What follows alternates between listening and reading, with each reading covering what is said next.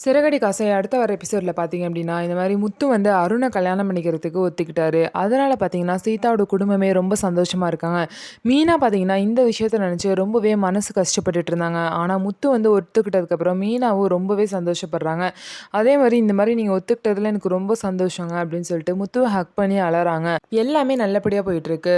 முத்து சொன்ன மாரியே பார்த்தீங்கன்னா, சீதாவும் அருண் வீட்லருந்து பொண்ணு பார்க்க வர சொல்லிருவாங்க. அதே மாரி அவங்களும் பார்த்தீங்கன்னா வந்துருவாங்க. அண்ணாமலை முன்னாடி பார்த்தீங்க அப்படின்னா, எல்லாமே வந்து உட்காந்து பேசிட்டு இருப்பாங்க. அப்ப அண்ணாமலை நீங்க என்ன எதிர்பார்க்குறீங்க அப்படின்னு சொல்லிட்டு அருண் கிட்ட கேட்பாங்க. நான் ஒரு எதிர்பார்ப்பும் இல்ல. நான் ஒரே ஒரு கண்டிஷன் மட்டும் இருக்கு அப்படின்னு சொல்லிட்டு சொல்லுவாங்க. இந்த மாரி கல்யாணத்துக்கு வந்து பெரிய பெரிய அஃபிஷியல்ஸ்லேருந்து வருவாங்க. என்னோட ஆஃபீசர்ஸ்லாம் வருவாங்க. ஸோ அப்படி இருக்கும்போது எந்த ஒரு மரியாதை குறைவாவும் அங்க நடந்துறக்கூடாது. அதனால ஃபங்ஷனுக்கு வர யாருமே குடிச்சிட்டு வரக்கூடாது அப்படின்னு சொல்லிட்டு முத்துவ சுட்டிக்காட்டி சொல்லுவாரு.